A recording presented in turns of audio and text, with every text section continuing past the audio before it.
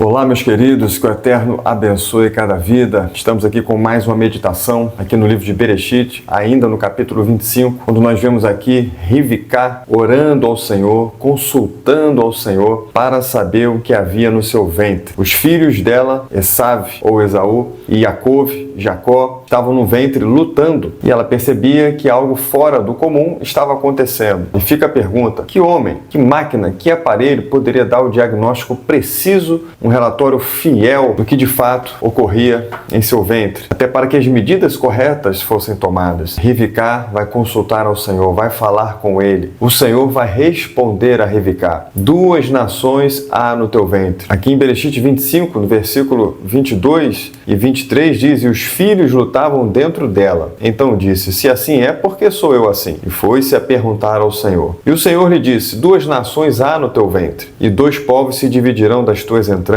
Um povo será mais forte do que o outro povo, e o maior servirá ao menor. Veja, queridos, que Rivká vai consultar ao Senhor, o Senhor vai responder a Rivká, e o que nós vemos é o que toda a Escritura incentiva o homem criado por Elohim. O que Elohim quer é este relacionamento, esta unidade, esta aproximação do homem para com ele. Ninguém poderia dar um diagnóstico correto, preciso do que estava ocorrendo com Rivká. Apenas o Senhor. O Senhor, em nenhum lugar da Escritura, incentiva o homem a uma religião, a um ritualismo religioso. O que a Escritura Sagrada incentiva é o homem buscar o Senhor para encontrá-lo e servi-lo, se relacionar, assim como o pai se relaciona com seu filho. Foi isso que Davi disse para Shalomó: tu conheces o Elohim de teu pai. Se o buscares, serás achado de ti, mas se tu o deixares, rejeitar-te-á para sempre. O Senhor se deixa achar para aqueles que o buscam. E mais, a Escritura fala que os filhos lutavam dentro dela. Veja, desde o ventre já existia ali uma luta, uma briga, uma guerra. A Escritura fala muitas coisas sobre essa questão da concepção. Por exemplo, Elisheva, ou Isabel, como é mais conhecida, quando recebeu Miriam, ou Maria, a saudação de Miriam para ela fez com que Elisheva fosse cheia do Espírito Santo. Ela estava grávida de Yohanan, imersor, ou João Batista, e a Escritura fala que a criancinha saltou de alegria no ventre. Enquanto o mundo incentiva tantas atrocidades com o que é feito desde o ventre materno, a Escritura nos mostra segredos de grande importância e que o Senhor ensina e Ele age sempre em favor da vida, para preservar a vida. Inclusive, seus mandamentos são dados para a preservação de vida. Mas voltando aqui a Rivká, ela ter esta unidade com o pai foi fundamental para a decisão que ela tomaria lá na frente. O Senhor tinha um plano de formar uma nação, chamou Avraham para isso. E o Senhor falou para Avraham: em Isaac, será chamada a tua descendência. E agora Isaac, dando continuidade a esta obra, a este plano do Senhor,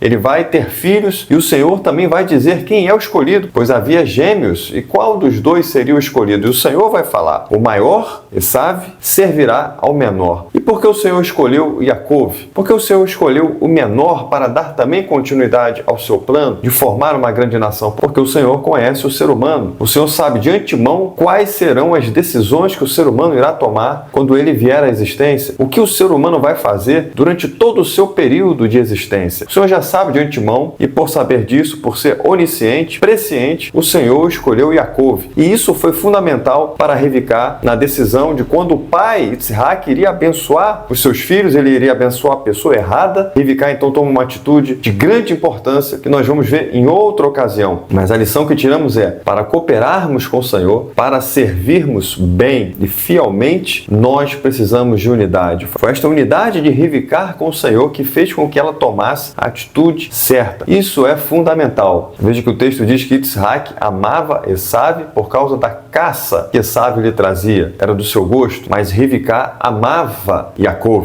Veja que o filho predileto de Yitzhak era Esav, mas Esav não era o escolhido do Senhor. Já o filho predileto de Rivká era Jacó, que era o escolhido do Senhor. Rivká foi um grande exemplo. Assim como Yitzhak foi um grande exemplo de homem de oração, Rivká também foi um exemplo de uma mulher de oração, de uma mulher que tinha unidade e, por isso, tanta convicção naquilo que ela fazia. Convicção na hora de sair da casa do seu pai para seguir aquele servo de Abraão, que estaria trazendo uma esposa para Isaac. Convicção na hora em que Isaac iria dar a bênção para o seu filho, e ela então orienta Jacó para que a bênção não passasse para a pessoa errada, para a pessoa que o Senhor não tinha escolhido. Como diz a Escritura lá no Terrelá 118, é melhor confiar no Senhor do que confiar no homem. Ela tinha uma questão no seu ventre, ela não sabia o que estava acontecendo e ela confiava no Senhor, ela buscava o Senhor e o Senhor dava a resposta a Rivicá. Meus queridos, que o Eterno nos ilumine e nos guarde. Até a próxima.